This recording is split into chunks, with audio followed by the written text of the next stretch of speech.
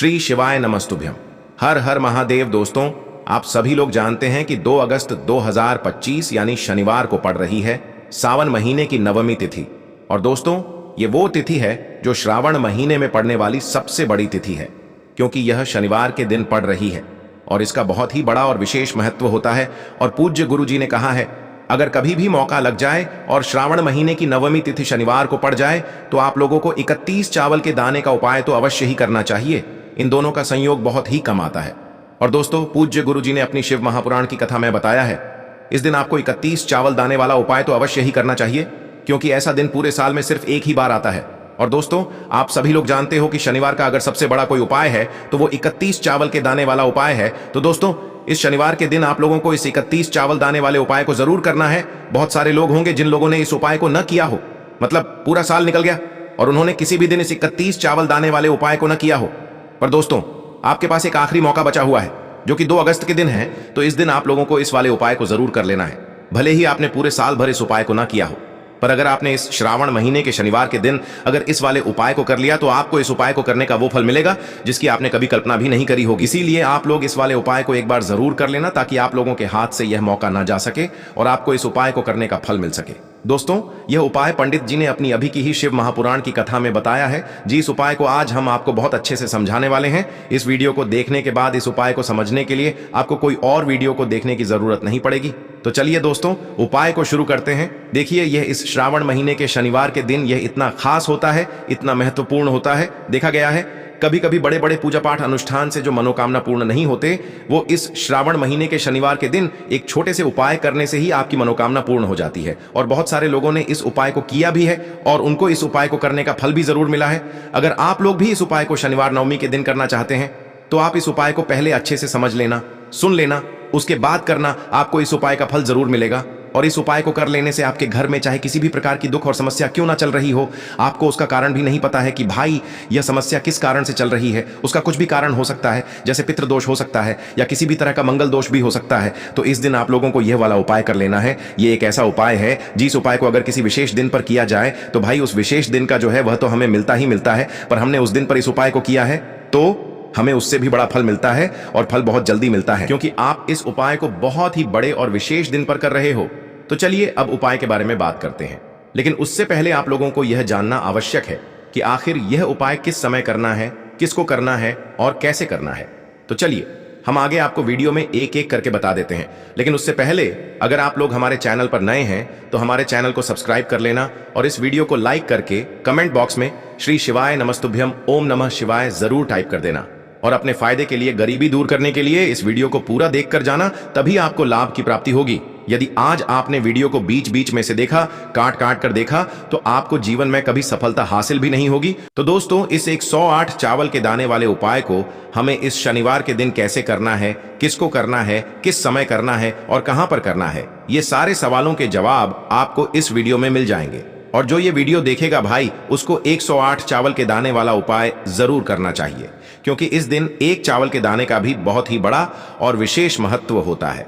और जब बात आ जाए 108 चावल के दाने की, तो ये सोने पे सुहागा वाली बात हो जाती है और ये एक बहुत ही बड़ा उपाय हो जाता है इस शनिवार नवमी तिथि का। तो अब दोस्तों, इस 108 चावल के दाने वाले उपाय को आखिर करना किसको है, सबसे पहले हम लोग वो बात जान लेते हैं। तो देखो, घर की जो बड़ी माताएं बहनें होती हैं, उन माताओं बहनों में से कोई भी एक बड़ी माता बहन इस वाले उपाय को कर सकती है।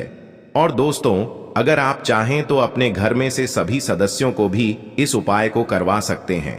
अगर किसी व्यक्ति की खुद की कोई मनोकामना है, खुद की कोई दुख और परेशानी है जो कि वह अपने लिए ही करना चाहता है, इस वाले उपाय को तो वह खुद अपने लिए भी कर सकता है। बाकी अगर कोई घर में से ऐसा है जो कि अपने पूरे घर परिवार की सुख और शांति के लिए ये वाला उपाय करना चाहता है, तो भाई वह भी कर सकता है, उसमें भी कोई दिक्कत वाली बात नहीं है। कहने का मतलब ये है कि इस उपाय को हर एक सदस्य भी कर सकता है और पूरे घर परिवार के सदस्य के लिए घर की बड़ी माताओं बहनों में से कोई एक माता बहन भी कर सकती है। माताएं बहनें अगर घर में उपस्थित न हो या वो यह वाला उपाय न कर पा रही हो, तो फिर घर का कोई बड्ढा सदस्य भी इस 108 चावल के दाने वाले उपाय को कर सकता है, चाहे फिर वह पुरुष ही क्यों ना हो, उसमें कोई भी दिक्कत वाली बात नहीं है। अब दोस्तों, इस 108 चावल के दाने वाले उपाय को हमें करना कहां पर है? हमें इसे शिव जी के मंदिर में जाकर करना है। बहुत सारे लोग प्रश्न करते हैं, हर एक उपाय को करते समय क्या हम इस उपाय को घर पर कर सकते हैं? तो इस वाले उपाय को आप घर पर नहीं कर सकते हो। इस वाले उपाय को करने के लिए आपको शिव जी के मंदिर ही जाना पड़ेगा। उसके बाद में दोस्तों, जो अगला प्रश्न निकल कर आता है वो यह आता है इस उपाय को लेकर कि आखिर इस उपाय को हमें किस समय करना है, सुबह के समय करना है कि शाम के समय करना है? तो देखो, इस वाले उपाय को आप लोग सुबह के समय भी कर सकते हो और शाम के समय प्रदोष काल में भी कर सकते हो। अब अगर आप पूछो कि भाई सबसे उत्तम समय कौन सा रहेगा इस 108 चावल के दाने वाले उपाय को करने का, तो हम आपसे बस यही कहेंगे कि इस उपाय को आप सुबह के समय करेंगे तो ज्यादा बेहतर होगा। बाकी अगर प्रदोष काल शाम के समय भी करेंगे तो भी अच्छा होगा, उसमें कोई भी दिक्कत वाली बात नहीं है।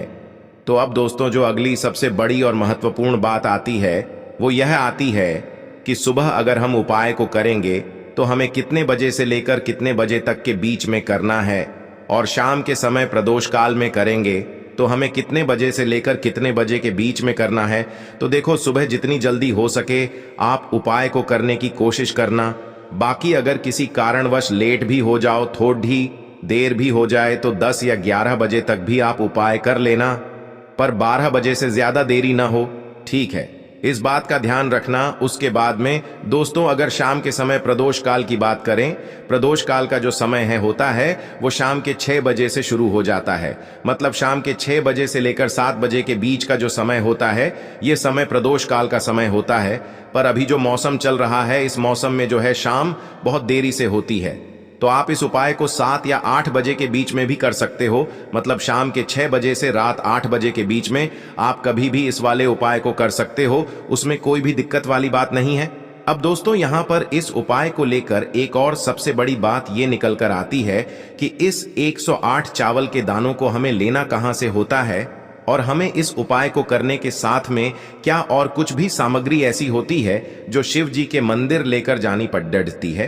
तो देखो, यहां पर हम आपको बता दें, सबसे पहले आप लोग यह जान लो कि यह जो 108 चावल के दाने वाला उपाय है, सिर्फ और सिर्फ आप उपाय की सामग्री लेकर कभी भी शिव जी के मंदिर मत जाना, क्योंकि हमें भगवान के सामने यह नहीं दर्शाना है कि अगर हम भगवान शिव जी के मंदिर आए हैं तो अपने फायदे के लिए आए हैं। तो इसलिए जो भी पूजन सामग्री है, उपाय सामग्री है, 108 चावल के दाने, इसके साथ में आपको पूजन सामग्री भी जरूर लेकर जाना है। देखो, अगर सुबह के समय उपाय कर रहे हो तो सीधी सी बात है, 1 लोटा जल तो आप लेकर जाओगे ही जाओगे। वही 1 लोटा जल अगर मिट्टी का जल हो तो बहुत अच्छा रहेगा। मिट्टी का जल कैसे बनाया जाता है, इसके लिए हमने पहले से बहुत सारी वीडियोस बना दी है। आपके पास इस दिन एक आखिरी मौका रहेगा मिट्टी का जल शिव जी पर चढ़ाने का, और उपाय को करने का बहुत बड़ा आपको इस दिन फल मिलेगा। तो इसलिए इस दिन हो सके तो भाई मिट्टी का जल चढ़ाना तो अपने साथ में कम से कम 1 लोटा जल तो आपको लेकर जाना ही जाना है। अगर मिट्टी का जल नहीं है तो घर का जल भी आप इस्तेमाल कर सकते हो। इसके अलावा जो भी पूजन सामग्री है, देखो 108 चावल के दाने ये अलग आपके रहेंगे, और जो आपकी पूजन सामग्री रहेगी वो अलग रहेगी। पूजन सामग्री में आप जो भी चीज लेकर जाना चाहे वो लेकर जा सकते हैं, उसमें कोई भी दिक्कत वाली बात नहीं है। वहीं अगर हम बात करें शाम के समय की, तो शाम के समय शिव जी पर जल नहीं चढ़ता है, इसीलिए शाम के समय आप लोग एक दीपक तैयार कर लें, जो कि गोलबत्ती का आटे का शुद्ध देसी गाय का घी का होगा, है ना? इस बात का आप लोगों को ध्यान रखना है, और इस दीपक को आपको घर से जलाकर नहीं लेकर जाना है, भगवान शिव जी के मंदिर में जाकर ही जलाना है। इस बात का भी आप लोगों को ध्यान रखना है। अब दोस्तों, यहां पर हमें इस बात को समझना है कि यह 108 चावल के दाने हमें लेना कहां से है। क्या हमें दुकान से लेकर आना है, या हमें अपने घर से लेना है, या कहां से लेकर आना है, और कौन से चावल लेना है, क्योंकि चावल भी बहुत प्रकार के होते हैं। तो देखो, इन सभी सवालों के जवाब आप लोग एक बात में सुन लो कि भाई ये जो उपाय है, इस उपाय में आपको ये नहीं देखना है कि भाई कौन से चावल है, कौन से चावल नहीं है। बस जो भी चावल ले रहे हो वो चावल का दाना सबूत होना चाहिए, मतलब साबुत होना चाहिए, टूटा हुआ नहीं होना चाहिए, कटा पिटा नहीं होना चाहिए। ये बात आपको ध्यान रखना है।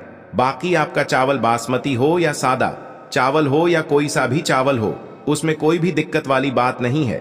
तो सीधी सी बात है कि आपके घर के रसोई घर में जहां पर आप भोजन बनाते हो वहां पर जो भी चावल आपके उपस्थित हो उन चावलों में से अपनी एक कटोरी भर लेना या एक मुट्ठी चावल अलग से निकाल कर रख लेना, क्योंकि हम 108 चावल ही यहाँ पर इस उपाय में लेने वाले हैं, तो हमें यह चावल के दाने गिनकर निकालने पड़ेंगे। इस बात का आप लोगों को ध्यान रखना है। तो अपने उस चावल की कटोरी में से या चावल में से 108 ऐसे चावल के दाने आप लोग निकाल लो जो कि टूटे हुए न हो, कटे पिटे न हो, जिनमें कोई दाग न लगा हुआ हो, है ना। अच्छे साबुत चावल के दाने 108 दाने आप लोग निकाल कर रख लो और इन्हें किसी भी एक कागज की पुड़िया में या किसी एक छोटी सी कटोरी में आप लोग रख लो, ताकि यह सुरक्षित रहे, आपके एक भी चावल का दाना इधर उधर ना हो और आपका उपाय भी पूरा अच्छे से हो जाए। तो भाई जैसे ही आपका उपाय की जो सामग्री है 108 चावल के दाने ये तैयार हो जाते हैं, उसके बाद मैं आपको जो भी अपनी पूजन सामग्री है सुबह के समय कर रहे हो तो एक लोटा जल या पूजन सामग्री जो लेकर जाना चाहो उसकी भी तैयारी कर लेना, और शाम के समय जा रहे हो तो भाई अपना जो दीपक है उसे तैयार कर लेना, ठीक है। और उपाय को करते समय शुद्धता का विशेष रूप से ध्यान रखना, ठीक है। सुबह सुबह स्नान करने के बाद ही उपाय को करने की आप लोग तैयारी करना। उसके बाद अगर शाम के समय की बात करें तो शाम के समय आपको स्नान करने की जरूरत नहीं है, पर शुद्धता का ध्यान रखना है। आपको स्नान तो नहीं करेंगे, आप हाथ मुंह धोकर भी इस वाले उपाय को शाम के समय प्रदोष काल में कर सकते हैं। इसमें कोई दिक्कत वाली बात नहीं है। तो आप अपने उपाय की पूरी सामग्री तैयार करके आपके पास ही में जो आपका शिव मंदिर हो वहां पर पहुंच जाइए। सबसे पहले शिव मंदिर में जाकर आप लोगों को उपाय नहीं करना है, पहले भगवान के दर्शन करना है, भगवान से आशीर्वाद प्राप्त करना है। फिर शिव जी की शिवलिंग के पास में आना है। शिवलिंग के पास में आने के बाद आप जो पूजन सामग्री लेकर आए हुए हैं, जैसे कि सुबह गए हुए होंगे तो एक लोटा जल और जो भी पूजन सामग्री लेकर आए हैं आप उनसे भगवान शिव जी की पूजन कीजिए। सबसे पहले तो एक लोटा जल ही चढ़ेगा, उसके बाद में आपकी पूजन सामग्री चढ़ेगी। उसके बाद में अगर दोस्तों शाम के समय अगर आप इस उपाय को कर रहे हो तो अपने साथ में कम से कम एक जो दीपक है गोल बाती का जो आप अपने साथ में लेकर गए हो, उस दीपक को मंदिर में जाकर अपनी माचिस से जलाना है और उस दीपक को शिवलिंग के पास में रखना है, ठीक है। इस दीपक को रखने के बाद ही आप लोगों को अपना ये वाला उपाय शुरू करना है। और दीपक को ज्यादा पास में मत रखना, वैसे भी गर्मी पड़ रही है, भगवान शिव जी को आंच नहीं लगनी चाहिए, है ना।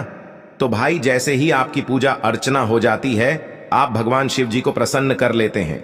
उसके बाद में शिवलिंग के पास ही में आप कहीं पर बैठ जाइए, सामने या आसपास जिस जगह पर आपको बैठना हो वहां पर बैठ जाइए और अपने वह 108 चावल के दाने अपने सामने निकाल कर रख लीजिए, क्योंकि अब यहां पर उपाय को यहां पर करने की आपको तैयारी करना है। और इस तरीके से जब आप उपाय करेंगे पूजन सामग्री करने के बाद, पूजन अर्चना करने के बाद, तो आपको उपाय का फल बहुत जल्दी और बहुत बढ़ा होकर मिलेगा।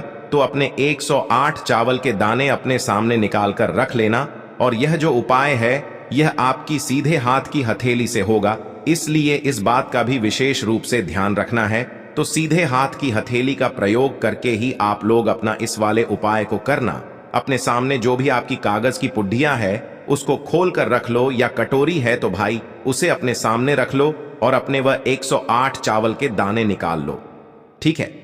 उसके बाद में दोस्तों अब आपको क्या करना है कि शिवलिंग आपके सामने होगी तो आपने वह 108 चावल के दाने एक एक करके आपको शिव जी के शिवलिंग के ऊपर चढ़ाना है।